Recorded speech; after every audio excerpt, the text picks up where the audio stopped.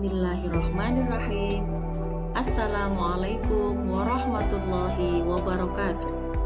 Alhamdulillah, pada kesempatan hari ini kita dapat berjumpa kembali dalam pelajaran pendidikan agama Islam dan budi pekerti kelas 6 semester ganjil SD Masjid Syuhada, Yogyakarta. Pada hari ini kita akan mempelajari tentang iman kepada hari akhir part 2. Setelah pada pertemuan yang sebelumnya kita mempelajari tentang iman kepada hari akhir bagian pertama.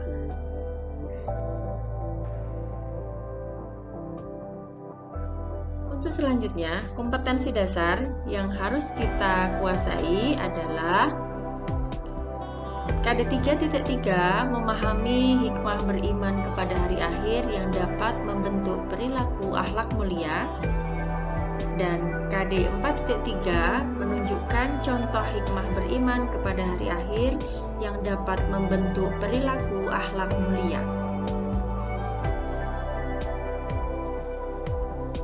Tujuan pembelajaran pada hari ini adalah setelah mempelajari ini, siswa diharapkan dapat mengerti makna iman kepada hari akhir, meyakini adanya hari akhir, memiliki sikap yang dipengaruhi oleh keimanan kepada hari akhir yang tercermin dari perilaku kehidupan sehari-hari.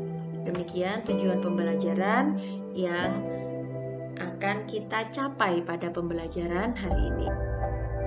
Setelah pada pertemuan yang pertama kita membahas tentang pengertian dari hari akhir, maka hari ini kita akan membahas lebih jauh tentang nama-nama hari akhir. Dalam Al-Quran terdapat 32 nama lain dari hari akhir. Untuk hari ini kita akan menyampaikan 5 nama lain dari hari akhir. Yang pertama adalah Yaumuz Zalzalah, yang artinya guncangan yang maha dahsyat. Jadi akan datang di mana bumi dan seluruh isinya akan diguncangkan dengan guncangan yang maha dahsyat. Dalam Al-Quran ada dicantumkan dalam surah Az-Zalzalah, Idza zulzilatil ardu zilzalaha, apabila bumi digoncangkan dengan goncangan yang maha dahsyat. Yang kedua, Yaumul Ba'ats, yang berarti hari kebangkitan. Hari di mana manusia dibangkitkan dari alam kubur, kemudian nanti akan dikumpulkan di padang mahsyar. Yang selanjutnya, Yaumul Mahsyar, berkumpul di padang mahsyar. Setelah manusia dibangkitkan dari alam kubur, kemudian akan dikumpulkan di sebuah tempat yang sangat luas, sebuah padang yang dikenal dengan padang mahsyar. Yang selanjutnya, Yaumul Fasl, hari pemutusan benar dan salah, hari di mana Allah memutuskan mana yang benar dan mana yang salah. Dan yang selanjutnya adalah Yaumul Wa'id, yang artinya hari di mana Allah menepati akan janji-janjinya, janji kepada seluruh hamba-hambanya yang beramal soleh, maka Allah akan memberikan balasan kepada mereka dengan pahala dan dimasukkan ke dalam surga. Dan bagi hamba-hambanya yang beramal buruk, banyak amal kejelekan, maka Allah akan menggantinya, membalas mereka dengan neraka.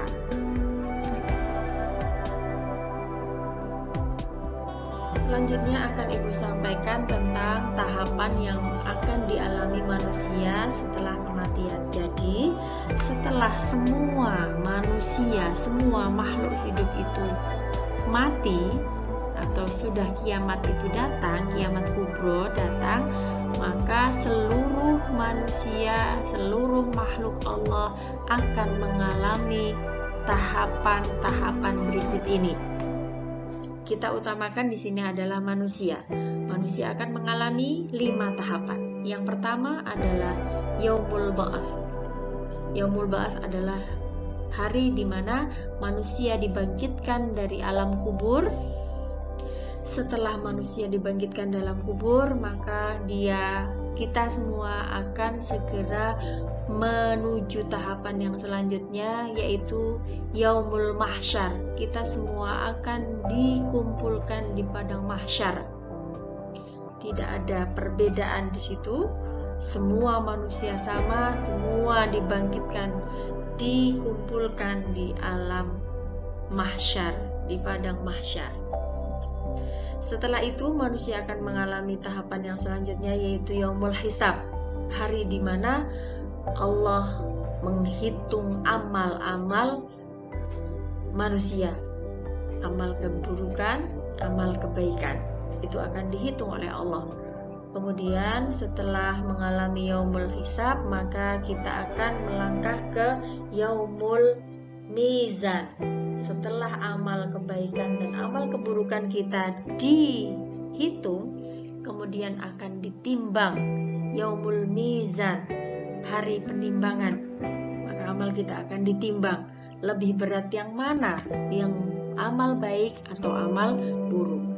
Setelah ditimbang pada Yaumul Mizan, maka akan tiba pada tahapan yang terakhir, yaitu Yaumul Jazaa, hari pembalasan, hari di mana Allah akan membalas seluruh amal manusia, baik itu amal baik maupun amal buruk yang sudah dilakukan selama kehidupan di dunia. Dan ini kehidupan di akhirat itu adalah kehidupan yang sesungguhnya, kehidupan yang nyata, yang kekal abadi. Sedangkan kehidupan dunia adalah kehidupan yang fana, yang hanya sementara.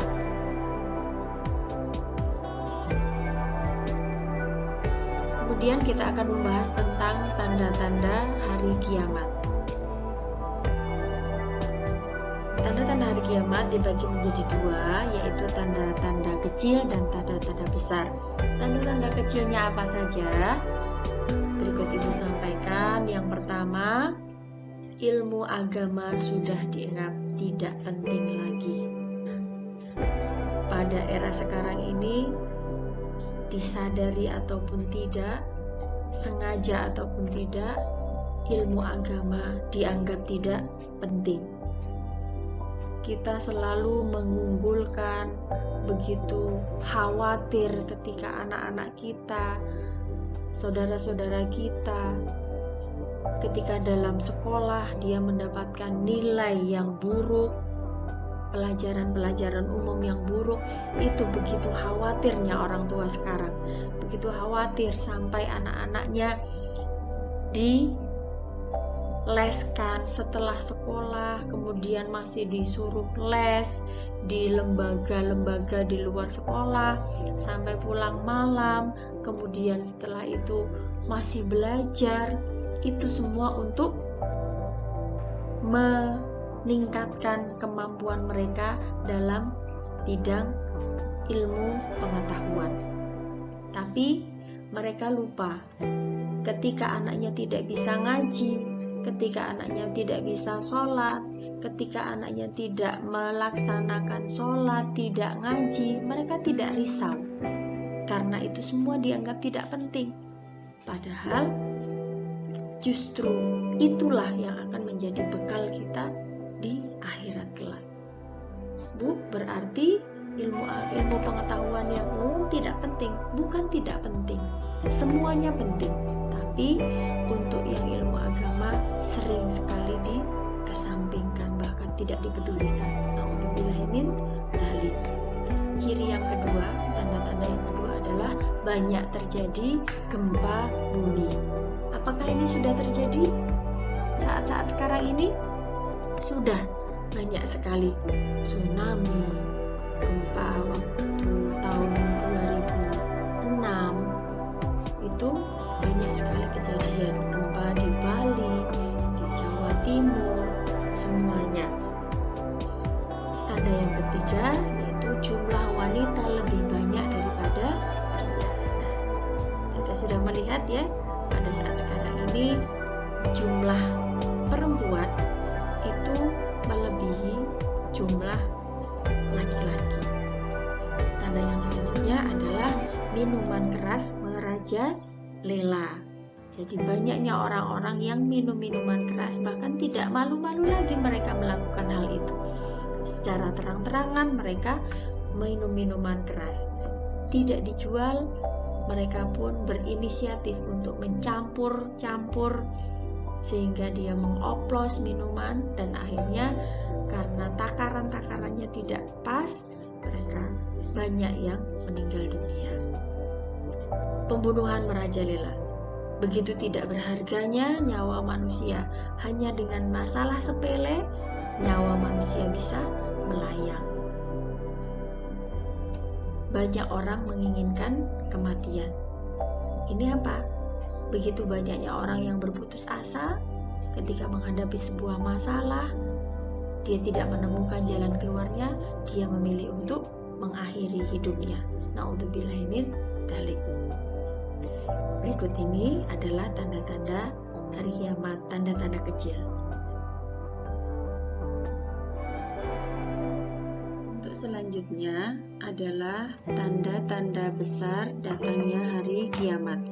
Jika tanda-tanda besar ini telah datang, maka itu berarti kiamat kubra sudah tiba. Apa saja tanda-tandanya? Yang pertama yaitu matahari terbit dari arah barat. Yang biasanya matahari terbit dari sebelah timur, maka ketika kiamat itu tiba, maka matahari akan terbit dari arah barat. Kemudian adanya bangsa Ya'juj dan Ma'juj. Apa itu bangsa Ya'juj dan Ma'juj? Bangsa Ya'juj dan Ma'juj adalah dua suku yang akan muncul pada akhir zaman. Mereka dikisahkan memiliki kekuatan sebagai perusak dan penghancur kehidupan di muka bumi, dan mereka akan berperang melawan Nabi Isa beserta pasukannya di Bukit Tursina. Untuk selanjutnya, manusia akan menjadi kafir dan adanya Imam Mahdi. Siapakah Imam Mahdi? Imam Mahdi adalah seorang muslim berusia muda yang akan dipilih oleh Allah untuk menghancurkan semua kezaliman dan menegakkan keadilan di muka bumi ini sebelum datangnya hari kiamat. Dan dikatakan bahwa dia menjadi pemimpin yang jujur dan adil, menggunakan harta kekayaannya yang berlimpah untuk kemajuan umatnya. Selanjutnya adalah lahirnya Dajjal. Siapakah Dajjal? Dajjal adalah seorang tokoh dalam eskatologi Islam yang akan muncul menjelang hari kiamat. Dajjal dikatakan kafir dan jahat. Dia adalah pembawa fitnah yang sangat besar, dan tidak ada ujian yang paling besar selain Dajjal. Selanjutnya, lenyapnya Al-Quran dari mushaf dan hati manusia. Manusia sudah tidak merasa sedih, sudah tidak merasa galau ketika mereka tidak membaca Al-Quran. Selanjutnya, rusaknya Ka'bah. Dan yang terakhir adalah munculnya Dabah. Apa itu Dabah? Dabah adalah seekor binatang yang akan muncul dari perut bumi. Binatang ini merupakan binatang melata yang akan keluar dari kota Makkah dekat gunung Sofa. Dia adalah binatang yang sangat besar. Dia nanti akan dapat berbicara dan berkata-kata dengan fasih. Setelah matahari terbit dari arah barat, maka Dabah ini akan muncul dari perut bumi, kemudian dia akan keluar, dan dia adalah binatang yang sangat besar, monster yang nantinya dia dapat berbicara dengan kata-kata yang sangat fasih. Demikian tadi tanda-tanda besar akan datangnya hari kiamat.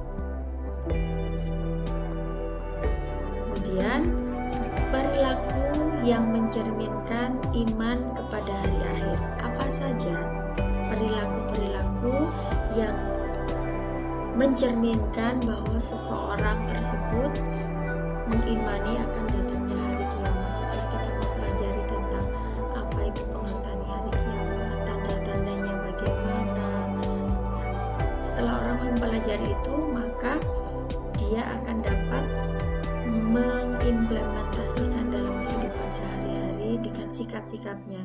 Contoh sikapnya adalah yang pertama, dia akan hormat kepada kedua orang tuanya, hormat kepada bapak ibu guru, hormat kepada orang-orang yang lebih tua. Kemudian dia gemar berbagi kepada sesama, berbagi kepada orang-orang yang membutuhkan. Dia akan rajin sholat berjamaah, sholat 5 waktunya tidak akan pernah lupa, tadarus, dan lain sebagainya. Demikian tadi materi yang dapat Ibu sampaikan tentang hari kiamat. Semoga apa yang sampaikan bermanfaat bagi Ibu dan juga bagi anak-anak semua, dan semoga kita menjadi hamba-hamba Allah yang semakin beriman, semakin bertakwa, dan semakin takut kepada Allah Subhanahu wa Ta'ala. Alhamdulillahirrahmanirrahim. Kita akhiri pelajaran pada hari ini dengan mengucap syukur alhamdulillah dan doa kafaratul majlis. Subhanakallahumma wa bihamdika asyhadu an la ilaha illa anta astaghfiruka wa atubu ilaik. Assalamualaikum warahmatullahi wabarakatuh.